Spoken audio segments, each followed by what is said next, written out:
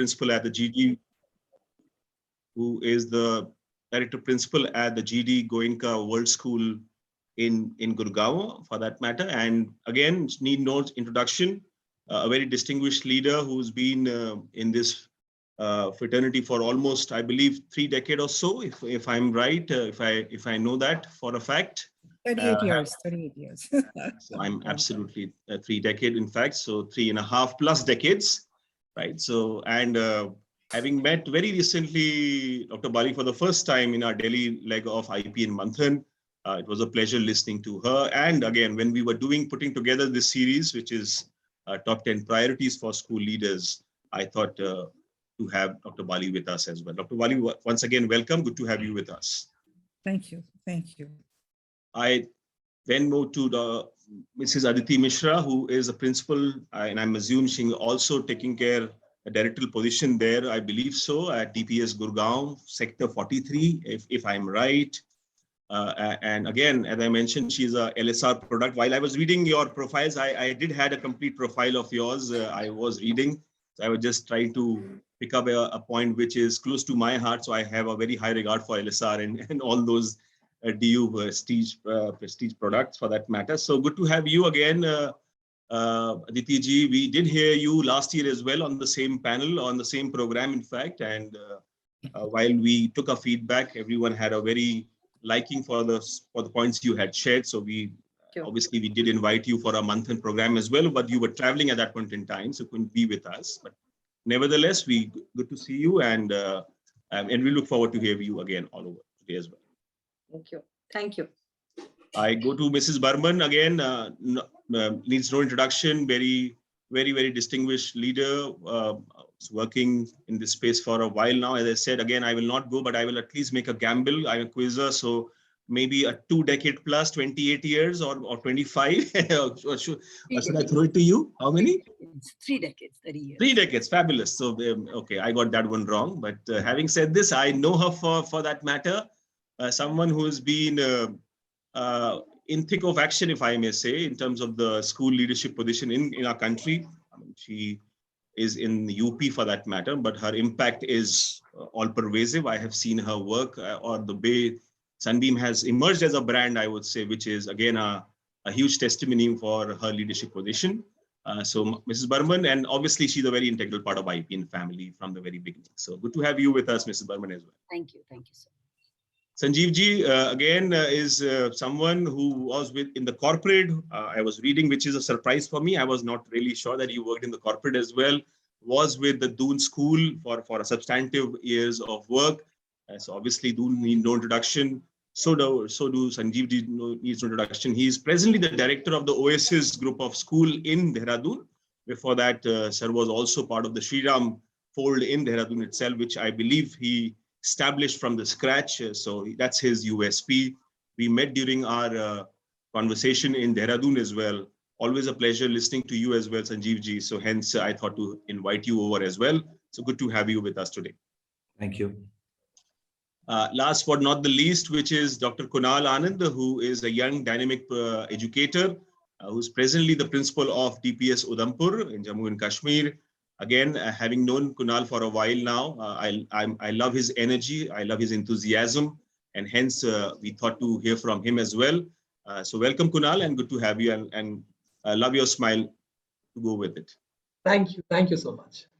Okay, so everyone who has joined us, thank you for joining in, and for people who have joined us now, I will just quickly outline how we will go about doing this today for all of us, which is that we will individually hear from all our leaders. We'll begin with Dr. Bali and we'll conclude with Dr. Kunal, which is that we will hear from them their top priorities. I'm not putting a number. 10 is the maximum, but it can be less, more. That's completely up to them. And we will, after all 5 of our guests have spoken about those priorities which they are taking up, we will open up the house for whatever little time we have for Q&A. You can also share your questions as we come to that half. So I'll begin with Dr. Bali without any further ado. Over to you, ma'am. Thank you so much, Gaurav, and good evening, everyone, once again. Top 10 priorities.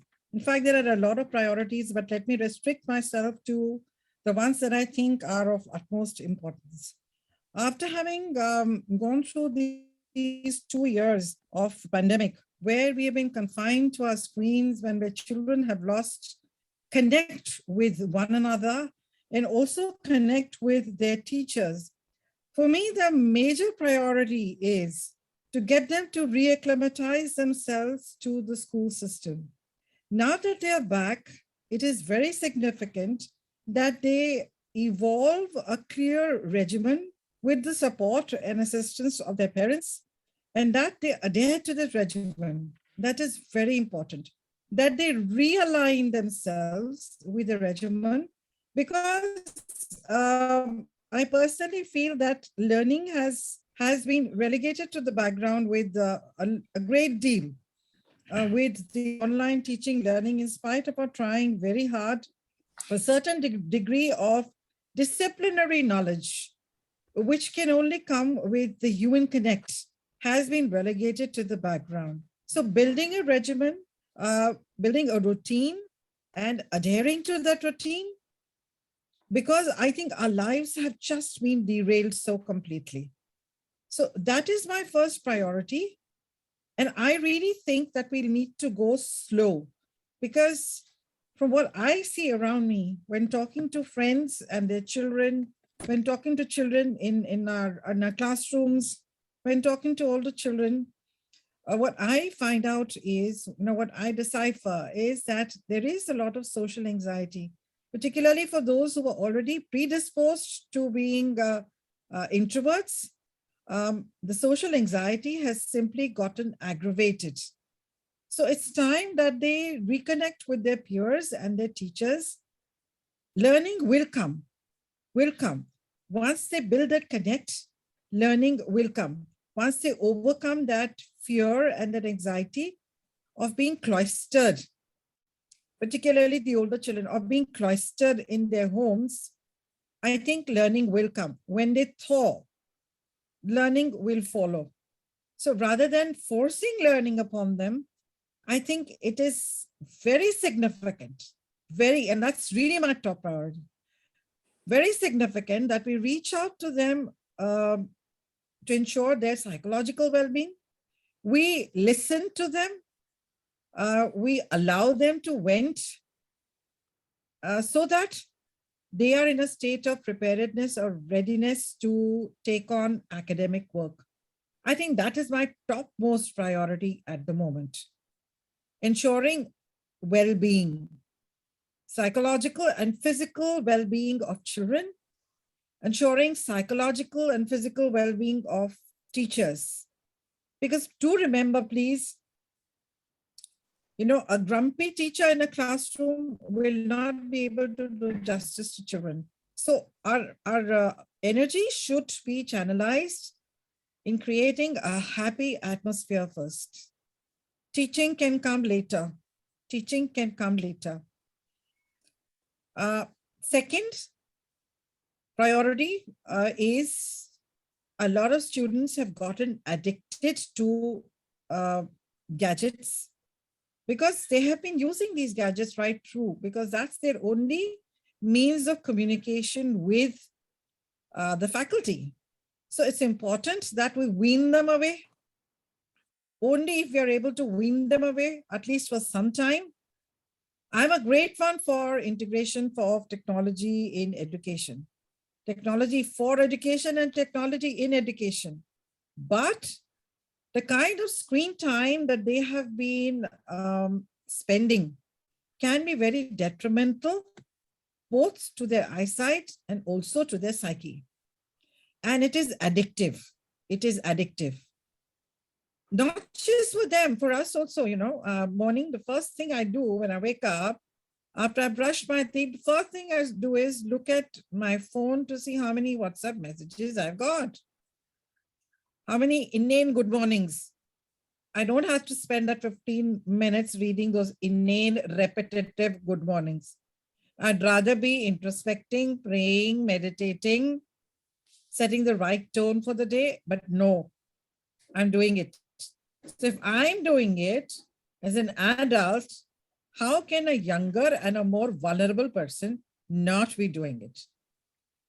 So I think it is important that we put into place some mechanism where we train children to spend the first few minutes of the day contemplating, thinking, praying, maybe meditating just a bit.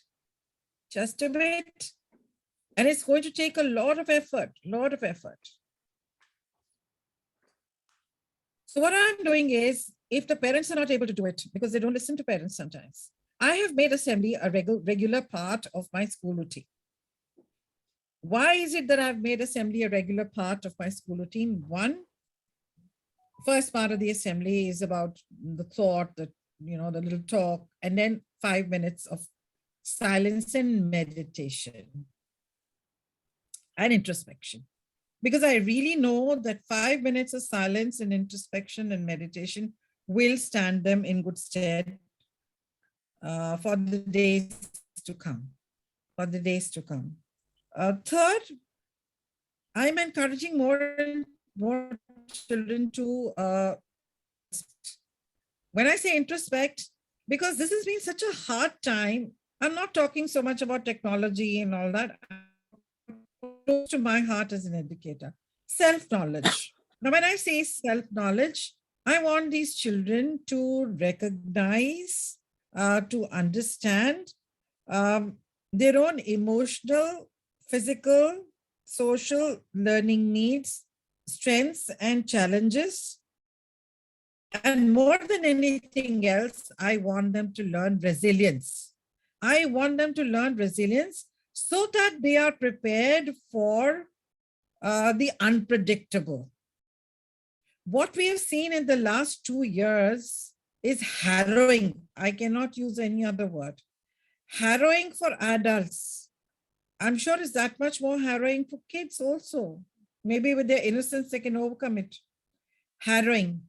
The unpredictability of life, and the resilience and tenacity to withstand with courage, to be able to absorb a shock, I think is the skill that we need to teach our kids. Because it's amazing, let me give you one example of a child who lost his mother very close to the IGCSE board examination, a very bright kid.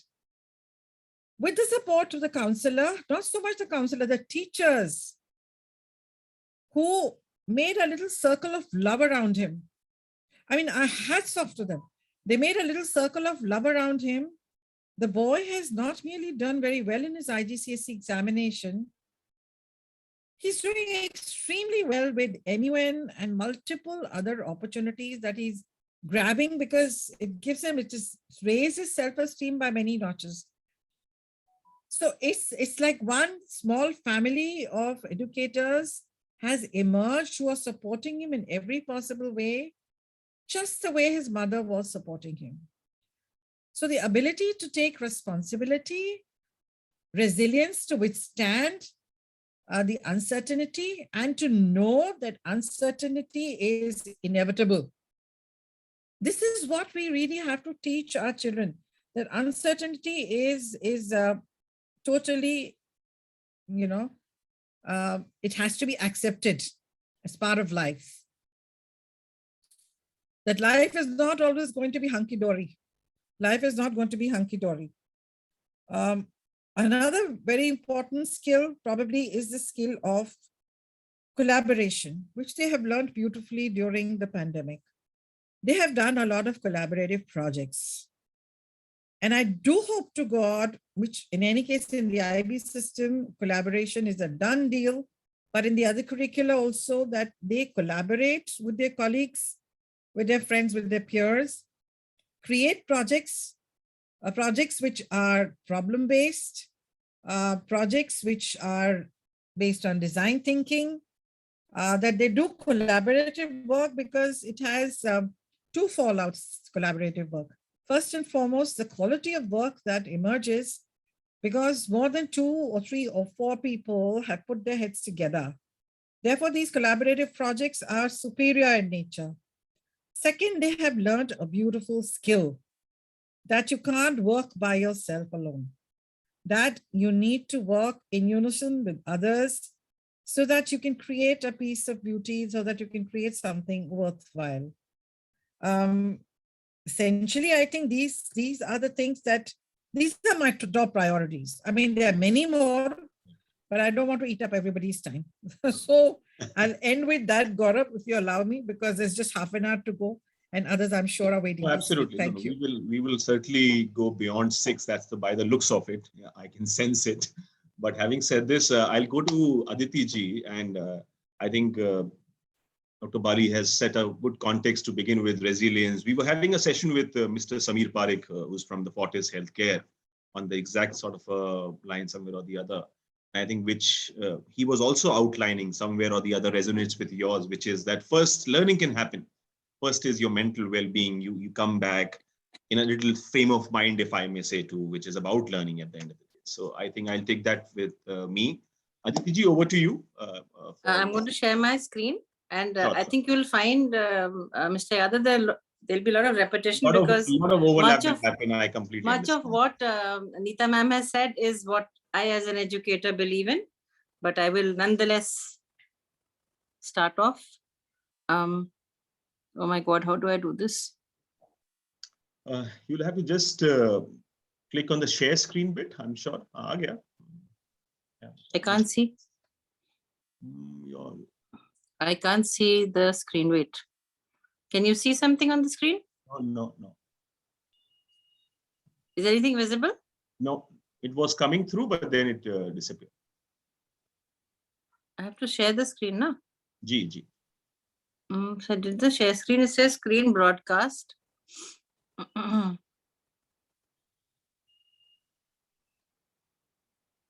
Okay, now can you see? You are on the screen, as in you are on the video, but then we cannot see your Can you screen. see top 10 priorities? I've started a slide share.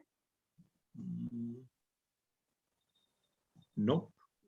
Is anyone able to see that? Because I'm not able to see. No, No. sir, it is not visible. Ma'am, you have to broadcast the Wait, whatever I the think I've got PPT it. you are having. Again. Yeah, it is now visible. Got it. Yes. Okay.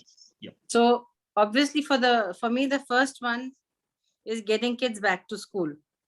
And this, as I said, has many challenges because there's a certain age group that has not got the vaccination yet.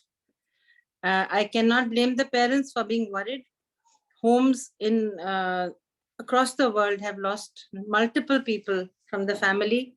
It has been, as Neeta ma'am said, a traumatic, harrowing time for everybody. There's not a single home, I think, that has not lost at least one member of the close family. So getting, those confidence building exercises of getting children back to school, using the children who come to school as ambassadors for spreading the message that please come back to school. We had never thought in our lifetimes that this would happen, that we would be begging children to come to school, that it's safe now. So for me, this is my top priority. Last time, if you remember, Gauravji, there were so many priorities, I put them in alphabetical order. This time, there's no alphabetical order. There's no order of preference, but these are just my top 10. Sure. The second one is building trust and confidence among parents and the community. Because like I said, of what the past 23 months have shown us, there is a lot of uncertainty and a lot of mistrust. If I do this also, I have people staring at me as if, I've got something. So that trust building, that confidence that if somebody is truly unwell, they will not come to work, they will not come to school. And if somebody is genuinely unwell, they will stay home and the school will support that as well. It's been an ongoing exercise. We have supported all the teachers and the support staff that has fallen sick. Nobody's salary was cut. Nobody was given, sort of marching orders just because they were sick. So I think that has to carry on till everybody feels that they are mentally, physically, emotionally ready to get back. The third one for me was health and well-being of the school community. I think Corona also showed us that there were a certain kind of people who got it a little worse than the others. These were the ones who were obese or who had comorbidities or had some vitamin missing. So just creating awareness through the students. We have a very robust peer education group. They have gone out of their way to explain the importance of good health and how that good health physically has helped people to stay away from corona, or if they got corona, how they have managed to come out of it. Again, no generalizations. I'm just speaking about some cases that have happened. The fourth very important thing, I think, was articulating the worries and anxiety of students, teachers, and parents. Because very often, we don't talk about it often enough. We don't talk about mental health issues. We don't talk about anxiety. And everybody uses some words very, very loosely. I'm depressed. I'm suicidal. These are very loose words and have certain meanings which obviously have not been explained well enough. So I would like people to talk about what is worry and what is depression. Being worried about a Monday test is one thing, but being depressed about that there is a test is quite another. So articulating worries, especially of the past 23 months, what have the children faced? Those who have been locked inside for whatever reason. Some have had homes which have had a lot of hardship financially because parents may have lost their jobs, or if they were in a business which entailed people meeting, like event management or tourism or hospitality, what kind of anxiety these children would have faced. So I want people to talk about it, because only when you talk is there some kind of catharsis. This is linked to the fourth one, open conversations among stakeholders about mental health. So if you talk about it, and we have enough counselors to steer the conversation in a certain way, and you say it's okay to feel anxious, it's okay to feel sad, nobody's labeling you. So that conversation, I think, gets children ready to speak. And when you speak, you sort of sort out that bit of anxiety or that bit of worry or that bit of sadness that is clinging to you for whatever reason. As a school leader, I cannot shy away from the fact that there have been learning gaps, huge learning gaps. Now, is that my top priority? No. My top priority is getting children back to school, helping them to enjoy school, whether it is through sports, through music, through drama, through singing, through dancing, whatever it is. So if the children are in school for 4 hours, honestly, we are studying only for 2. For the other 2, there's something else happening, which they were not able to do while they were locked up inside their homes. But eventually, all of us will have to look into these learning gaps and very gently, in a very systemic way, try and plug these over the next year. It doesn't have to happen in the month of March. It doesn't have to happen in the summer vacation. It doesn't have to happen in the next 3 months. For each child, the learning gap is different. And I think teachers will have to make groups or make support circles, which is going to ensure that these learning gaps are covered. Rebuilding social connections inside and outside of school. So as a school, we were very involved in the community. We were doing all kinds of street plays outside. We had adopted 2 government schools that we were going out. We used to call the RWA people into our school time and again. It's time to rebuild those slowly, because I think a lot of people are still very worried about stepping out and coming into schools, especially outsiders. But we need to rebuild these connections, because we have to get back to what was normal in the school situation earlier. So we are looking forward to that, because for me, school is not a silo. It is not just one building in the middle of nowhere. It is part of the community, and the community supports the school and the school supports the community. Address inequities, because again, all of us saw that the March and April of 2020, when we had the daily wages trudging back home, or we had children who were studying in government schools or in small basti schools now without school completely. I think it brought out a very sharp contrast to the children who are in our schools and the children who aren't.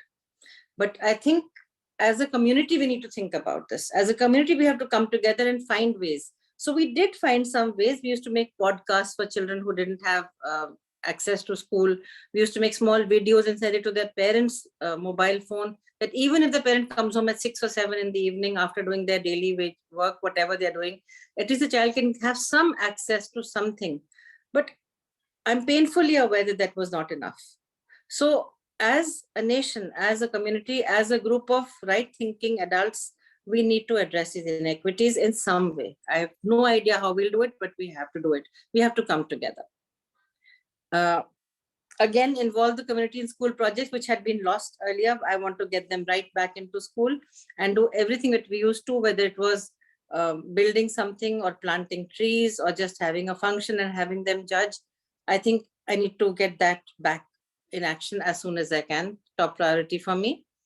And as Neeta ma'am said, integrating the building of resilience and accepting change into the curriculum in some way. Every day, whether it is in a subject or it's part of the assembly or it's part of a general conversation, we have to tell children how they have already been strong and how they will continue to be strong, and how change is inevitable. It's the most essential skill that we need to address. And if a child can deal with change, if a child can grow stronger while accepting that change, then I think that child's future is pretty bright. So these were my top 10 priorities. I put them over here. Thank you so much for listening to me.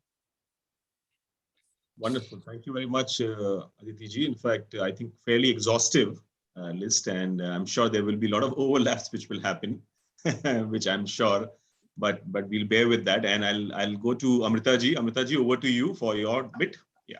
Thank you. Thank you so much.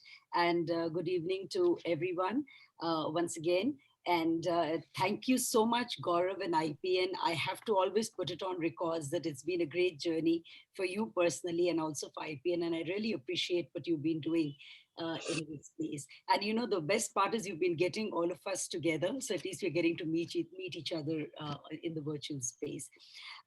In fact, I think both Neeta ma'am and Aditi ma'am have given some great points, and I could have just said detour to a lot of them, which I will.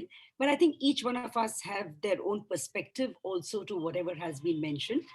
And I'm also taking it for a taken that children are coming back to school. So, you know, I did see Aditi's first point as being children being, you know, coming back to school. But personally, of course, that's the biggest priority today. But I'm starting from the start point that children are coming back because I can see the excitement once the children are coming back to school. And I think one very heartening thing that's happened this time, because, you know, in UP, schools have opened intermittently even before, and we've had children coming back. But the fear was much more, and there was lack of enthusiasm on the part of the parents earlier. The change that I see this time, which is really not making me take that as my top priority of getting children back to school, is this time children have come back more under parental pressure. There's been pressure on the part of the parents on the government, local and the local administration to see to it that schools have opened. So I think that's been one of the major changes. So my first priority has actually gone off the list already. Children are coming back to school. I'm very confident about that. Having said that, I really don't have a list of priorities because I really can't say this is number one, this is number two. I'm taking it under three heads, and I would consider almost all of them to be equally important. So I'm going to first talk from the point of view of the children. And I completely agree with both my previous speakers that the social, emotional well-being, the mental well-being of students is what I see as one of the biggest challenges, because children are very excited to come back to school. But when you interact with them, when you go closer to them, when you look them into the eye, you do see that lost look, that look of being a little torn, of not being at ease with themselves and at peace with themselves. So I think the job of the counselors, and more than the counselor, every individual teacher and leader, is to first connect with the students and bring them, touch base with them on their emotional well-being. I think that is supposed to be top priority. And I agree with both my previous speakers that learning will happen only when they're at ease and they're at peace. So I think that should be, that would be a great priority for me. The other thing is physical fitness, because I think that's really taken a beating. Obesity, lack of a routine, lack of being basically agile has again been a concern. So I think physical fitness, getting children out into the open, getting out of the closed spaces is another very important thing that we need to look into. And I think that's been one of the great priorities in my school. I also want to talk about health once again, as Aditi ma'am mentioned.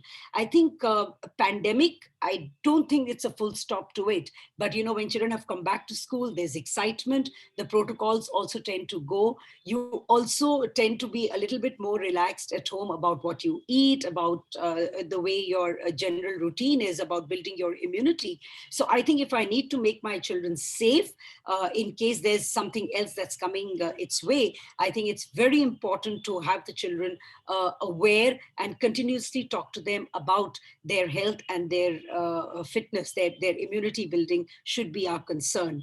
Another very important thing is the gaps in learning, because I think children are not really feeling at ease, or some of them not wanting to come back to school because they haven't had very great time in the past 2 years. So I see gaps in learning in two ways. One is because obviously online hasn't done justice on every front. So children do have their gaps in learning. So they don't want to come back because they're a little scared about what am I going to face once I'm going to go back to my physical space. Besides that, the ones who haven't come from very privileged backgrounds, even in school like ours, not everybody's had access to the best of devices and the best of bandwidth and even the best of support from the family. There are children who have got very high gaps in learning. So in a classroom, the challenge today is that there are children with their own individual gaps in learning, but I think that the diversity in the gaps in learning has never been as huge as it is today. Therefore, I think addressing this is important, because children will only feel comfortable when they feel that it's okay not to know, and my teacher is supportive and is going to help me in getting to know all that I've missed out on, and it's not going to be a huge challenge for me. I think children are going to come back to school when that environment is there in the class. So I think addressing gaps in learning is very, very important. I put it pretty high actually on my priority list. Again, from the students' point of view, their social skills, the physical collaboration that they had when they were previously in school has also taken a huge beating. Collaboration has been great on the virtual platform. I think Global Connect has been excellent, should really be pushed to continue. But I think the physical connect, which was missing, and all the activities that we were doing, the outreach programs or all the other things that we were doing in the physical mode has to come back, because children have to move out of their virtual space and have to be drawn into being comfortable in physical space. So that's my priorities as far as the students are concerned.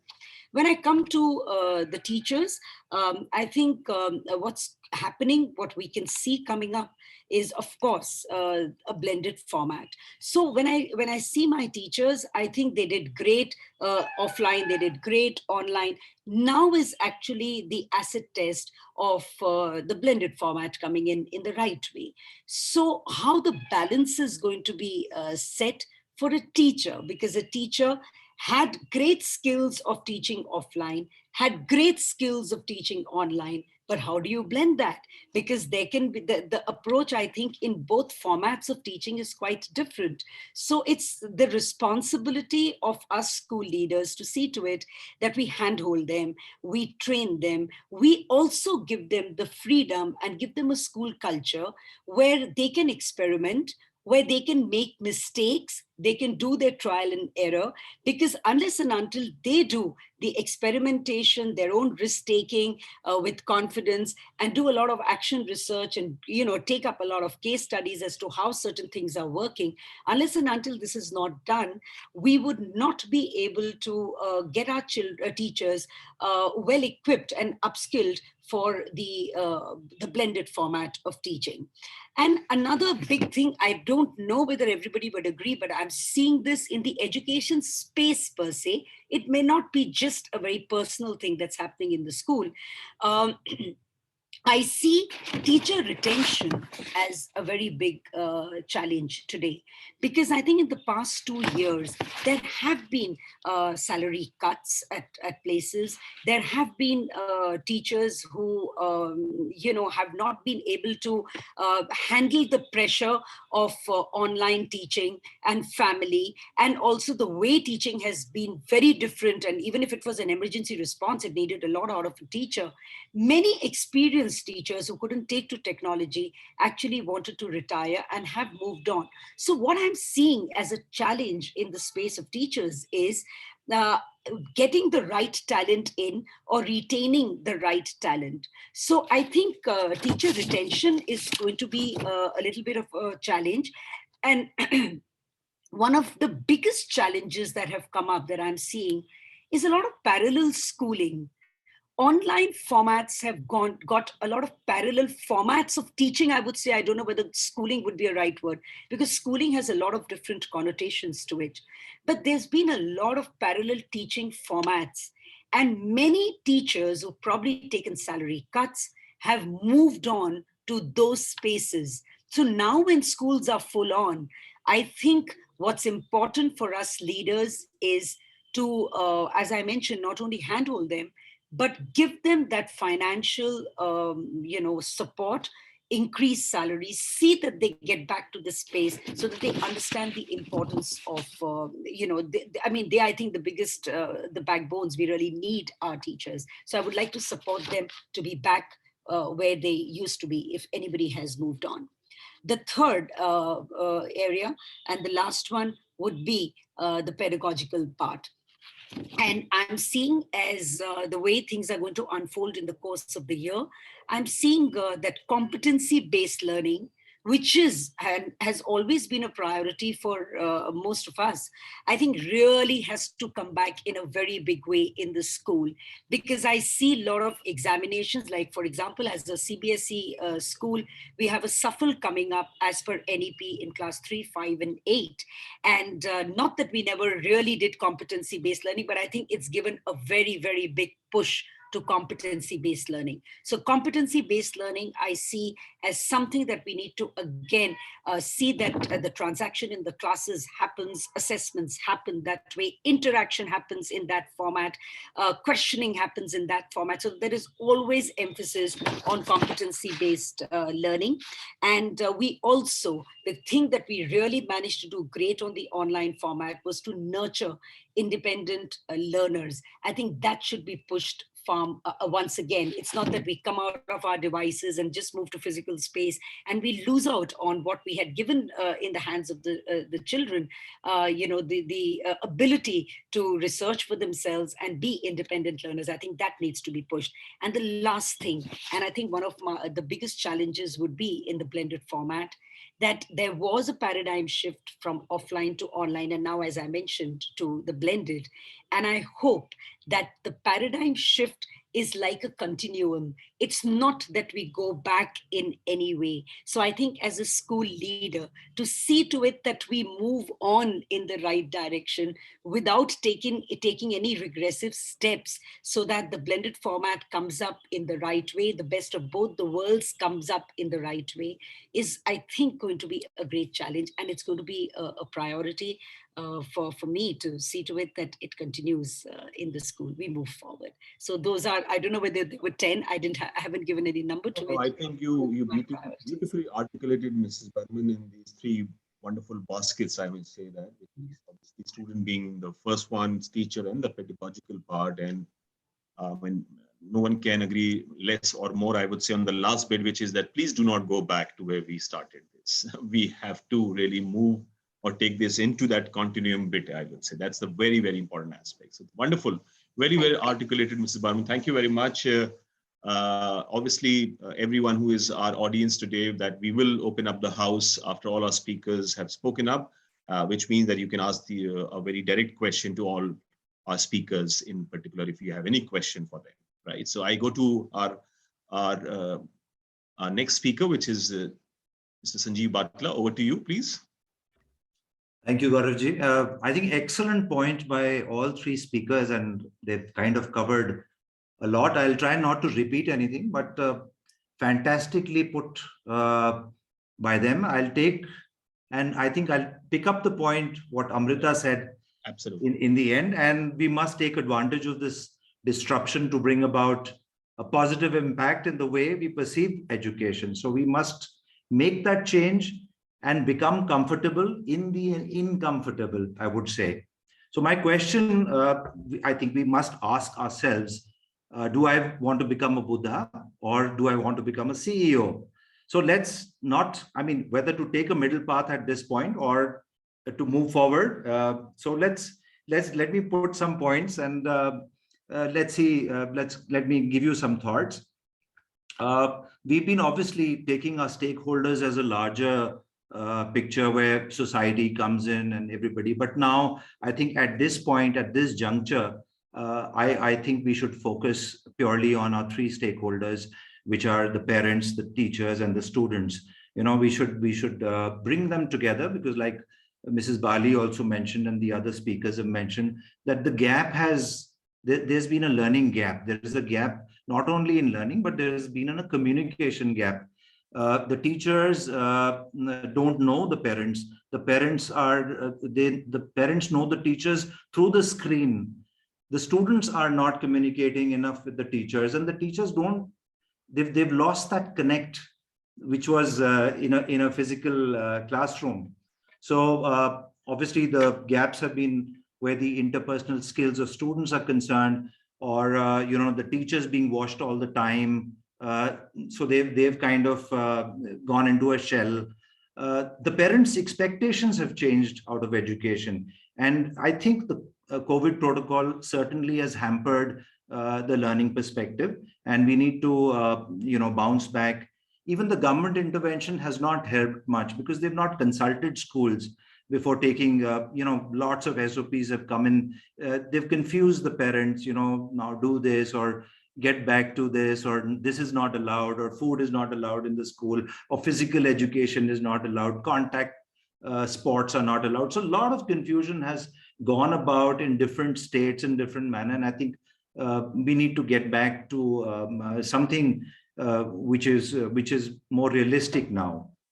But on the other hand, I think the students have found a wonderful virtual world, and having discovered that, they are quite reluctant to face the real one.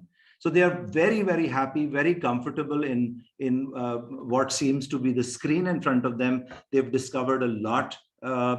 They've gone out of and they're thinking out of the box. They've actually started educating and discovering themselves, discovering things in the world, how to communicate, how to a lot of them are YouTubers, a lot of them are going into different kind of music, a lot of them are publishing things online, a lot of them are making blogs, and surprisingly, a lot of talent has emerged in that sense too, which probably would have not happened if our physical school was on.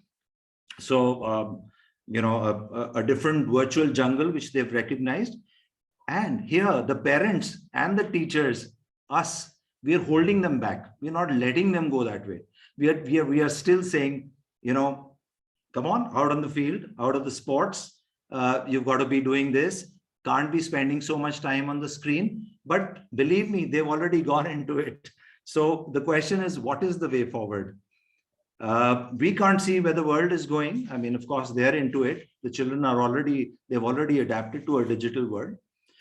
But we need to keep the children and young educators kind of connected to our roots. And at the same time, I guess we've got to give them that freedom to do whatever they want. I mean, perhaps that's the way forward.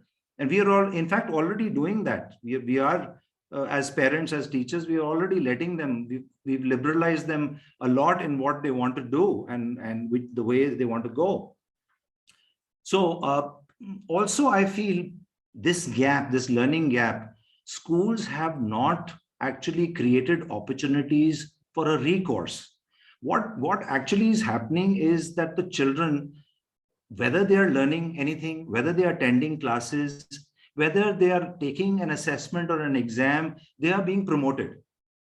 So, well, that's fine. They've got to be promoted. They're moving ahead. But the learning, the loss of learning is they've not been able to actually learn and move forward.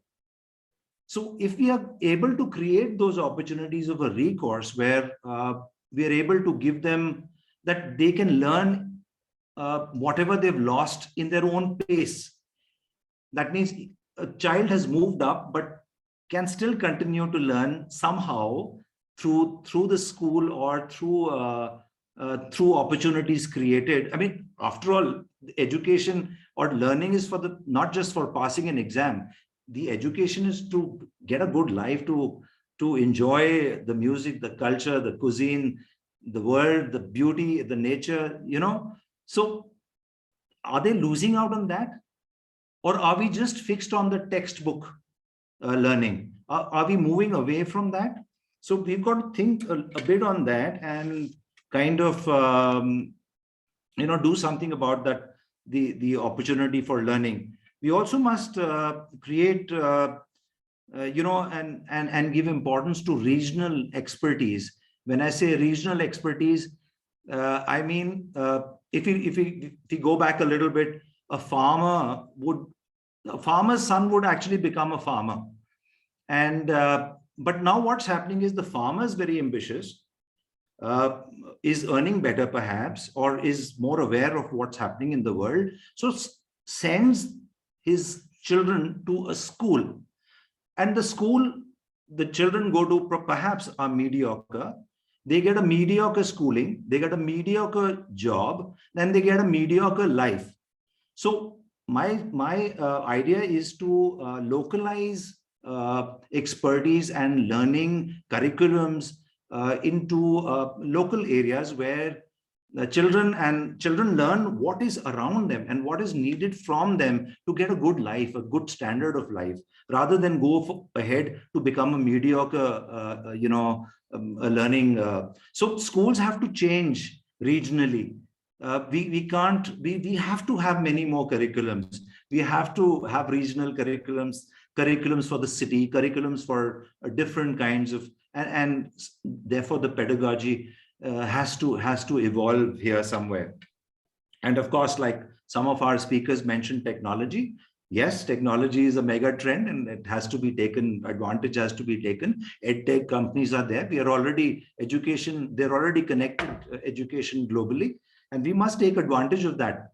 Sitting here in one classroom, we should be connected to a classroom in the US or in UK or the Bahamas or wherever, irrespective of time zones. And we should be able to connect with each other and learn from each other. Of course, many avenues have opened because of this online. And so we can't leave this away.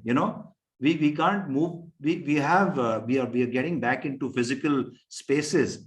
And of course, we are looking at classrooms and making classrooms more futuristic and more experiential.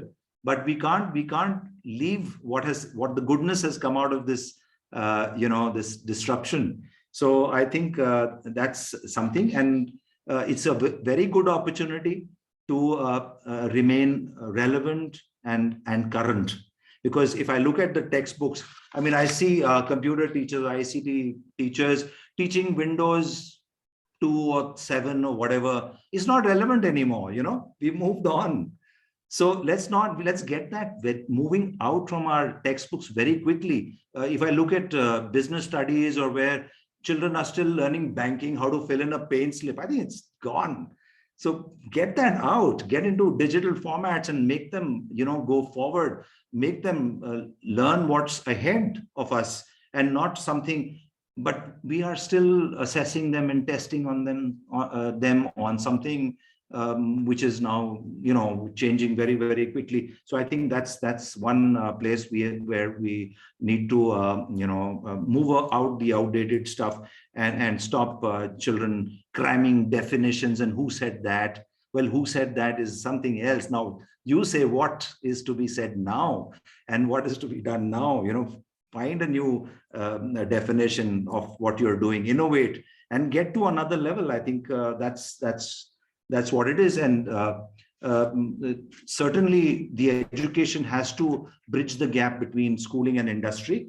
And that has to happen through experiential learning. They have to be out there. They have to be more field events. They have to be more outdoor classrooms, I would say, and we have to encourage that. Now, my last point here, which I take from Seth Godin's teachings, and I'm going to ask this question to the audience as well. That imagine, you're driving on an empty road, and far away you see a green signal. Would you actually speed up, or would you slow down? Of course, you will slow down for safety purposes, so that you brake gracefully before the signal. That's but obvious. But if we had to take this, if this example has to be, or this green signal was a metaphorical green light, a window of opportunity, or a shift in culture, or moving into a green light of this changing world. So what would we do? I think it's better to speed up, and it never pays to wait until a deadline. When the world is changing, it certainly is a good excuse to redouble your efforts. And I think this is the time, this is the moment, redouble your efforts. Thank you. Wonderful. I think recourse, reset, rethink is what you imply. Well, absolutely. You got my point, Gaurav. Thank you very much. And I think that's a larger message, which was built up through multiple examples, Sanjeev ji. Thank you very much. I am sure one of the days where educators possibly can stick up to those CD or a floppy disk sort of an era. Absolutely. Right. The world has really. In fact, as you were mentioning yesterday, I was teaching my daughter this ICT book, and I remember exactly that how archaic it was for me when I said, "Beta, what is CD?" Absolutely. She said, "I had never heard of CD. What is CD?" She says, "I know DVD, I know USB." Right. In fact, I remember one of Sonam Wangchuk's example. He said in Ladakh, we are being taught, children are being taught A for apple, and children haven't seen apples here. So, it's exactly what is relevant and current and to the local. I think that's the way to go. Context as well. Thank you. And we go to the final speaker for today, and then we'll open up the house for Q&A, which is Dr. Kunal Anand. Over to you, please. Thank you so much, Gaurav, and thank you, IPN, for this opportunity. Being the last is both advantageous and disadvantageous. It's disadvantageous because I was just cutting down the points which have already been spoken. Because, of course, as very correctly said by Amrita ma'am, that we all are educators, and we have somehow the same set of priorities. Probably geographically we are different, religiously we are different, but then the priorities remain the same, and that is for the well-being of our children, well-being of our teachers, and of course the well-being of our parents as well. So I was just cutting down the points, but finally I thought there was some one which were left, because when I was working on this idea about the priorities, my priorities were a little different from what we all spoke about. Yes, they are the topmost priorities. That's why I call my priorities as just priorities, because it has to be looked from the perspective of the school leader, from the perspective of the teachers, and of course from the perspective of the parents. So luckily, there was a few points which I could have taken up. I would broadly divide these priorities into 3 P's: the pillars, the practices, and the priorities. When I say pillars, I mean to have a framework around which I can build my practices and then prioritize my practices according to what are the requirements of my children, my teachers, and my other stakeholders of the school. So when I say pillars, I had put them into 3: building the culture, empowerment of the people, and then optimization of the available resources. So on these three pillars, I would put out my practices. When I say practices, and with the building of my culture, I think the first thing we all school leaders have to look at in the coming year is to revisit the vision of the school. We have a different perspective about the vision of the school. Now that vision has completely changed. I'll not go back to it because Sanjeev sir has very beautifully articulated, Amrita ma'am has very nicely put in across what is the requirement of this time. So the vision of the school needs to be revisited. The complete vision, I won't say that document, but even if a statement has been given as a vision statement, that needs to be revisited because the schoolings have changed in the past 2 years completely. So my first priority would be revisiting the vision of my school. And when I'm building this new vision, I need to have a shared vision of my teachers, of my stakeholders, of my parents, and even involving my students in building this shared vision. So when I revisit the vision, I need to rebuild it according to the new things which are happening around, which very categorically have been explained by Aditi ma'am, Bali ma'am, Sanjeev sir, and Amrita ma'am. So I'll not go back to them that where do we need that. The third practice which I think as school leaders we need to focus on is developing smart goals now.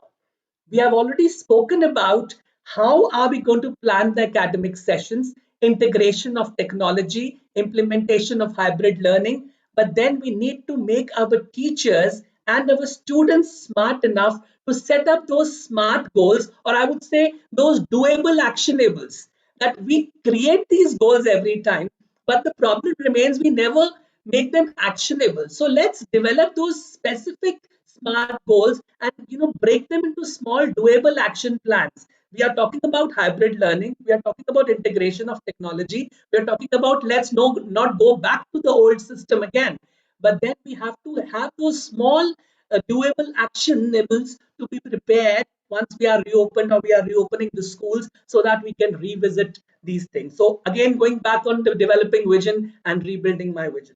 The next point I would like to put across is as an educator, as a principal, we need to be a self-aware leader because the leadership flows from the top. Yes, we are the nucleus of the organization now. We are working from the center, but the whole system flows like this. It's about my understanding, my enthusiasm, my excitement, which will flow into my staff, which will flow into my students, and finally into my parents. I have to bring them back. Everybody said the biggest challenge is to bring the students back to the school. I'll share a very small example here. The moment we were announced that we are reopening the school, I made a 1.5 minute video appealing my parents that please send your kids to the school. 14th of February, we reopened with the 90% capacity of my class 9th, 10th, 11th, and 12th. It was about connecting. It was about being a self-aware leader who can connect with the parents. Actually, because what the parents are sending the children because looking at us, because we are sitting there, they believe in us. So we have to make sure that this connect is not lost because for the last 2.5 years, we are only meeting them virtually. So I use the virtual platform one way or the other, but to get them physically to my institution. So be a self-aware leader. The fifth foremost important thing which we need to work on right now, what Amrita ma'am was also mentioning about, that is engaging in teachers' professional development. It's not only about a CPD. It is not about attending CBSE workshops. It's not about attending other webinars. It's about actually identifying what are the professional needs right now. As was Aditi ma'am was also mentioning, getting teachers back to the old system of having a physical class is different now. In these 2 years, a lot of teachers went out. As what Amrita ma'am said, a lot of new people have come in. Probably they are not trained the way the school is looking forward for them. So let us identify those learning gaps in my teachers before I start identifying those learning gaps in my students. When I look into those learning gaps, I can work on a good professional development plan for my teachers. It is not only about 50 hours of CPD, it's about actual requirements on the grounds. Because when we are talking here on these platforms, things are a little different because, of course, we would like to talk the best what we is available to us, but the ground realities are different. So what, where, when, and how needs to be addressed in the teacher's professional development. I think that should be another priority of we as leaders. And definitely, we should practice distributive leadership now. It's not only me, it's about my leadership team. A lot of times, people, I have to drive down to my school. It's almost 70 kilometers from my home. So it takes me an hour to drive down. And everybody asks me a question that, so what is that first thing you do once you reach the school? So I think normally people would be expecting a reply saying, I am running for my assembly, or I'm, standing on the gate to welcome my children. I said, no, I just go back, sit on my chair and have a cup of coffee because I've driven for an hour and plus. So it takes, because I have that leadership team with me.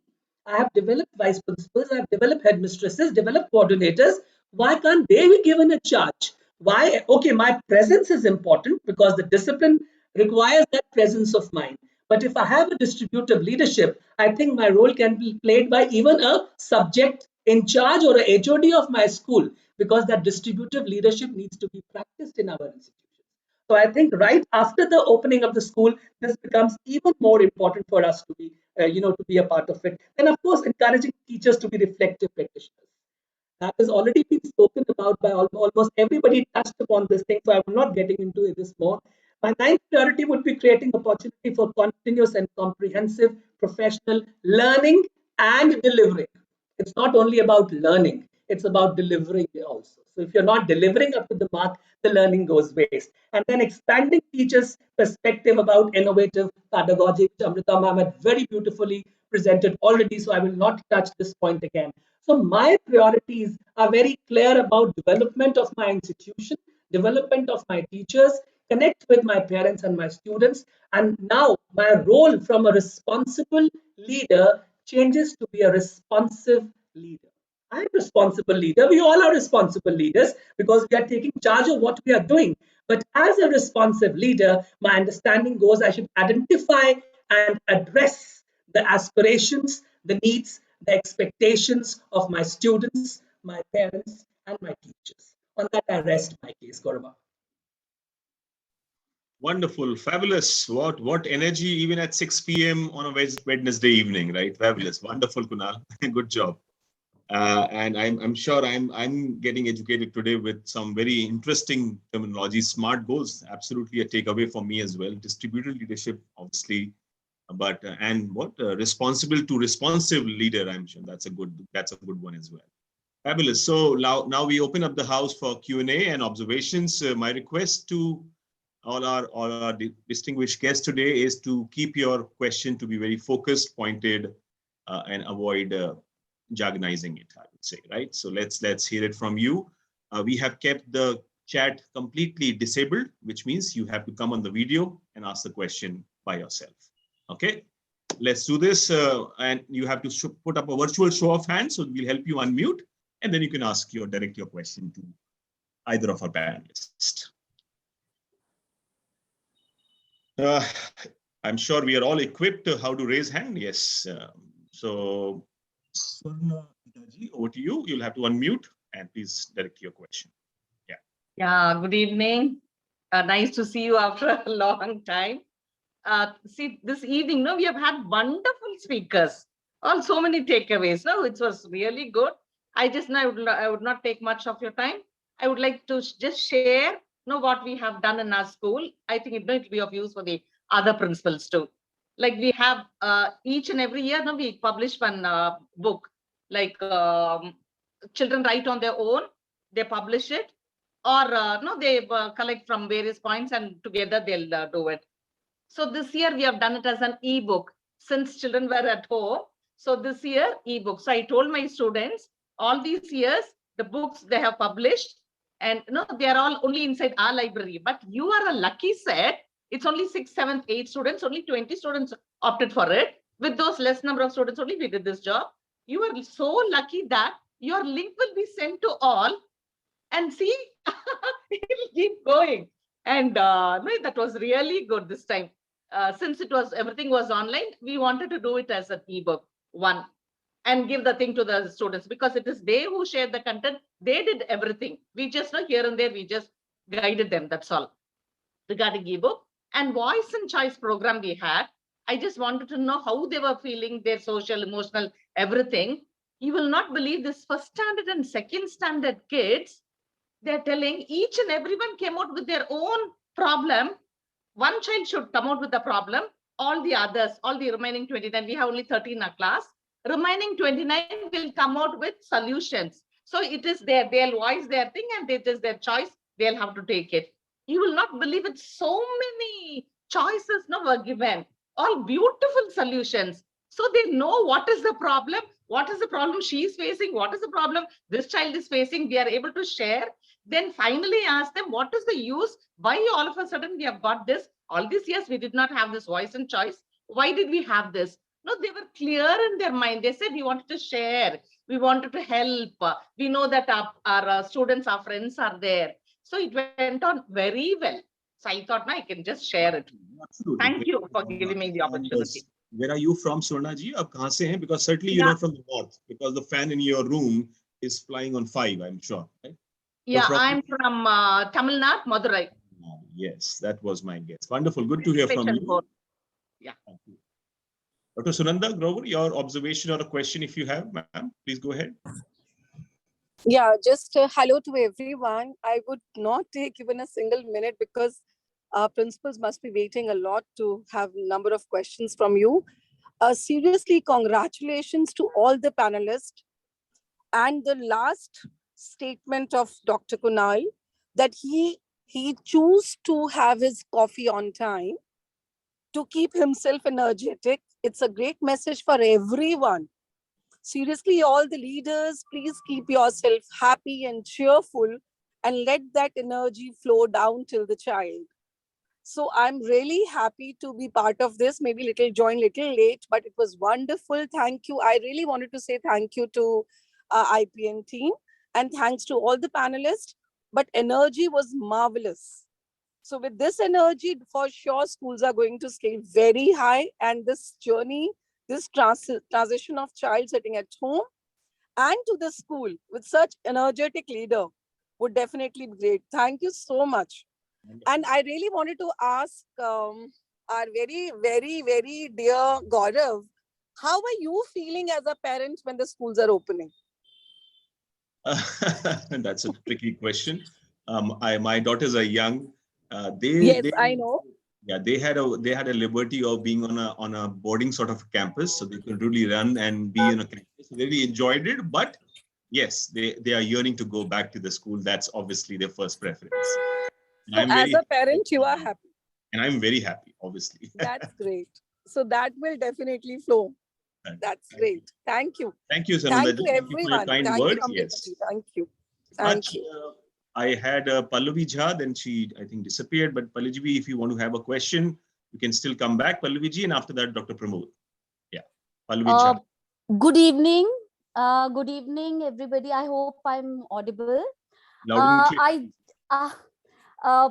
just want to congratulate all the heads who have spoken so well today, because, you know, when I saw your invitation, Gaurav, I was also jotting down things of what would be the Oasis priorities for, in Dehradun, what would be our priorities.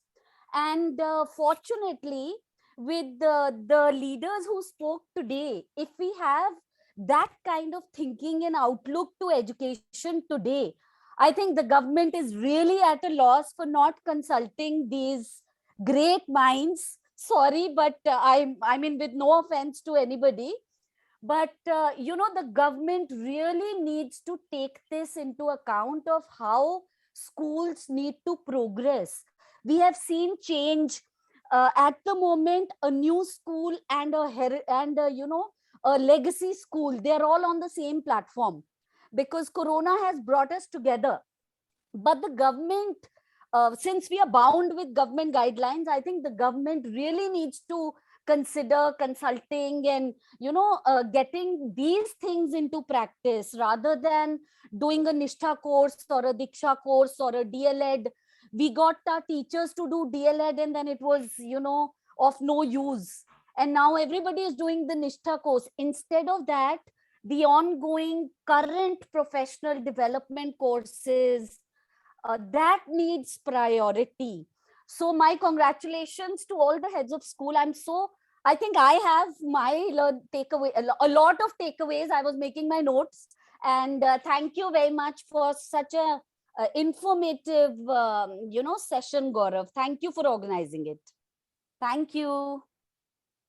You're most welcome for your kind words. And in fact, I will relay this to all my leaders all over again, that why these questions are not coming, because you were so fabulous. Honestly, we have no question. They're only admiration for you. So having said that, Pallavi is heading our primary Okay. division at our school. So fabulous. excellent. Thank you very much.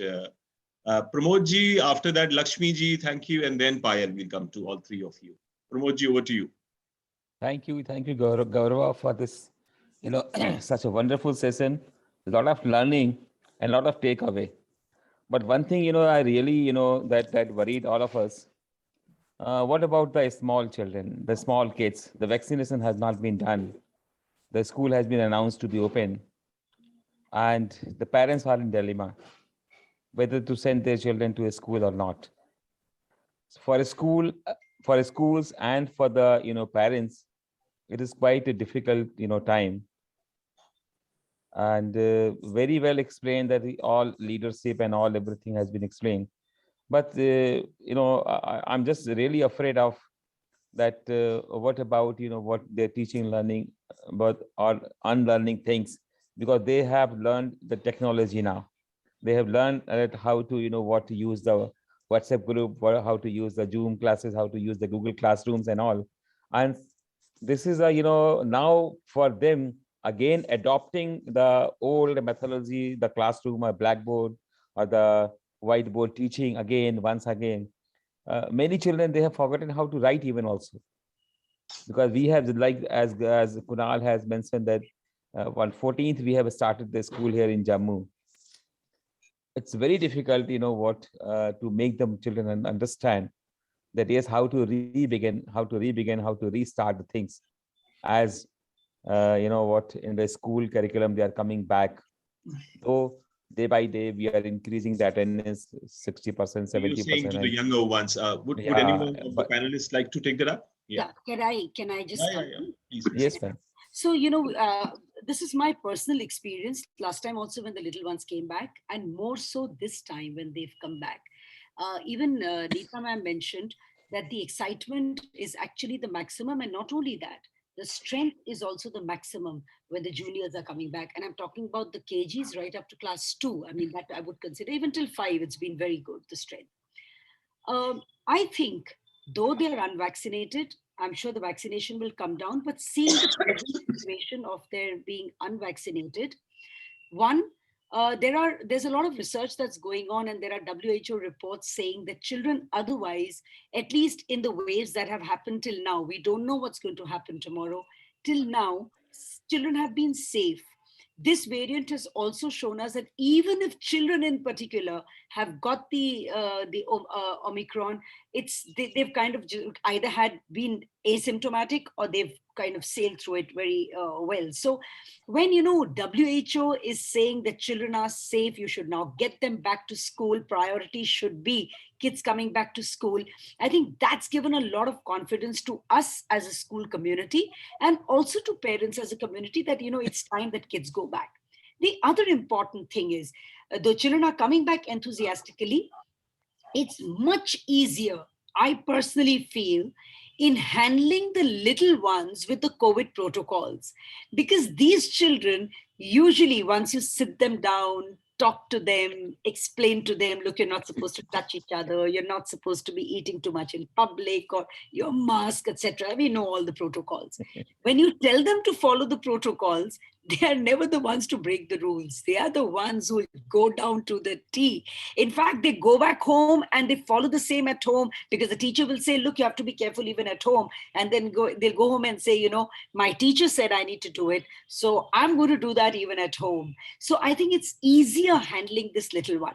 Coming to the other part of your question about the writing skills and how their teaching and all has been impacted, I think writing skills have been impacted throughout. Out of all the skills, personally, I think writing skills have taken the biggest beating, and we have been working as a team in our school as to how to get our children to write, because that's also an important skill. It's not just about the speed, it's also the connection between your thoughts and what you write, Formation, yeah. which is a very, very important skill, which has to be done in the formative years. It grows with time. So that has taken a beating. But for that, it's even more important for the children to come back, because they were not writing on the virtual platform. Now that the kids are going to come back, I think that's the skill that has to be worked on. So I'm happy and confident. And I think as of now, I find the children very safe in the school environment. It's not a Yes, absolutely. Thank you. Thank you so much, ma'am. Thank you. Right, anyone else would like to add anything of our leaders, Aditi ji or Sanjeev ji? Anyone else would like to add anything? Or I think as far as writing was concerned, the entire school community seemed to have taken that, and the back burner. But again, like I'm saying, it will all fall in place. Children let go of skills very fast. They also pick up skills very fast. I have immense faith in children, and I have even more faith in the teaching community. The way the teachers have risen to the occasion globally, I think they deserve a pat on the back. Nobody has ever clapped for them or said, they are frontline workers. While I'm sure doctors have been like angels, bringing back life. People in the forces have been out. But what about teachers who've been vigilating in crowded classrooms? They've been correcting papers. We've had so many, exams in the meantime.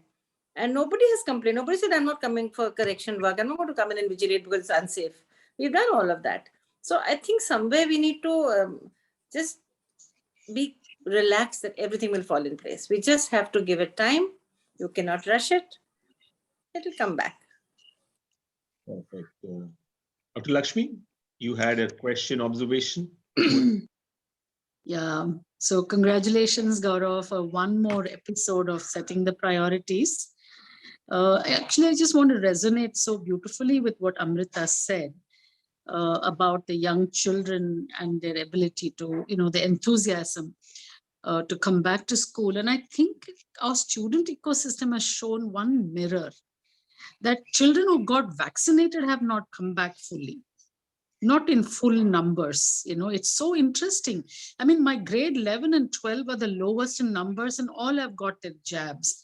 So I'm also wondering about the mind play that's happening in the student ecosystem. So that's an observation.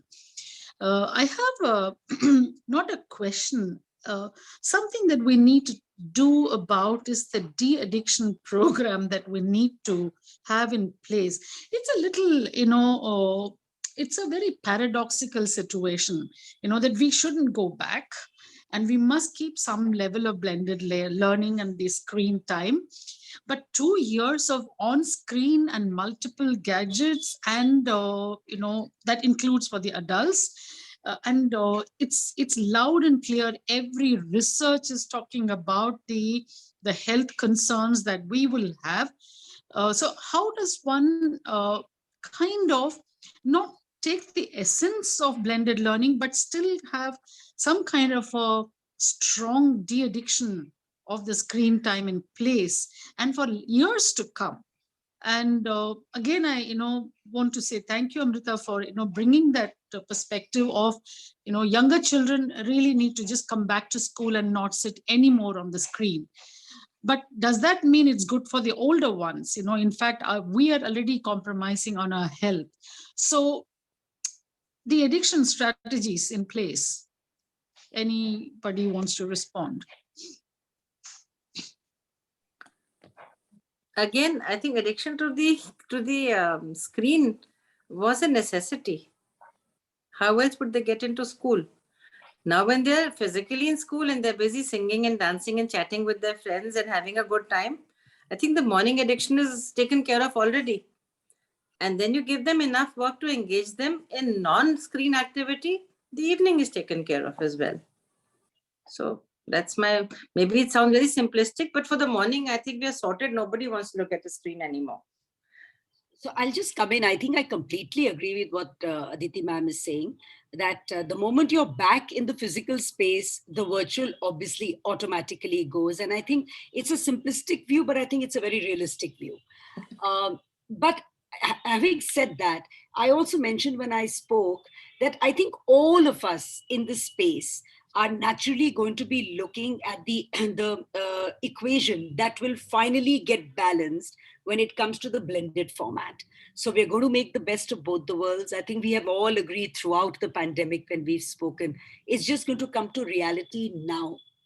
So we will have a balance. And when we set this balance, it'll again be a natural de-addiction, because the maximum space, even in a blended format, will go, and I think should go, to the physical than to the virtual. Virtual is just going to be something that's going to, so that it remains and we take the best of the virtual. So I think, I mean, I don't want to repeat myself, but I think the balance will come, and it's simplistic, it's realistic, and it will happen. I don't think we need to fear too much. Yes, for those where parents, I think, come up saying that, you know, my child has got absolutely addicted to a device, to the devices, and we really need to do something about it. I think that's where we need to give special help. We need to keep talking to children when there are counseling sessions or generally sessions, when we tell them about, you know, weaning them off from devices. But I think that's going to come as a part of routine. I don't think we need to get too hassled about it. I completely agree with Aditi there. Perfect.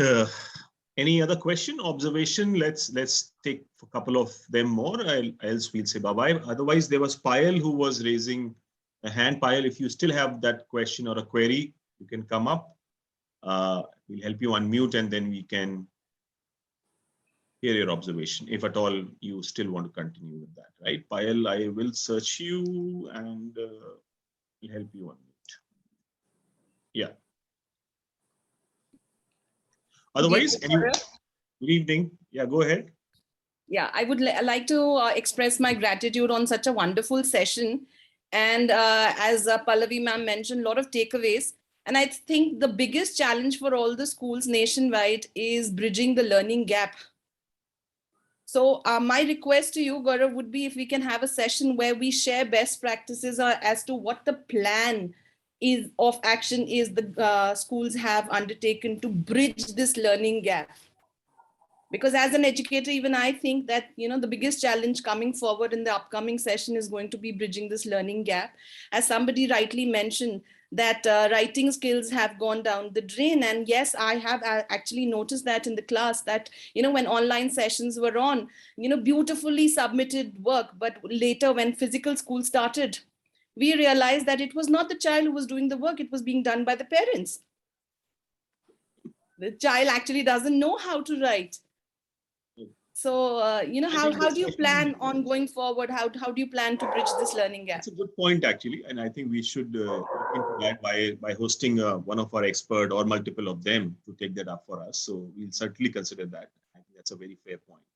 While Sanjeev ji was mentioning the recourse aspect, I think that's a very important. What will be the recourse? How will you really implement it? Is a very important point. Any other question? Otherwise, we're completely out of time, and we'll say bye-bye to all these very distinguished guests of ours who really were fabulous, to say the least. I would say that. And if we have no question, which is I do not see any observation or a raise of hand, which means everything is answered right now. So fabulous. So thank you, Aditi ji. Thank you very much. Thank you, Sanjeev ji. Thank you. Thank you. Thank you. I think Dr. Bali has left the conversation. Maybe she's experiencing some problem with her internet, or she was supposed to be somewhere. And finally, as I said, Dr. Kunal as well. So all my 5 very distinguished guests, an absolutely brilliant session, I must say that, well prepared, well thought out. And when you have less question, I believe the class went well. I think that's the way to think. Or it went over the head. Exactly, it could be either ways. So, yeah, thank you very much. Thank you.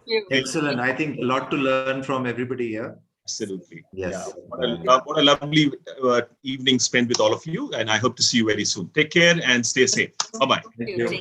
Thank you, everybody. Thank you. Have a lovely evening. Bye-bye. Bye. Bye.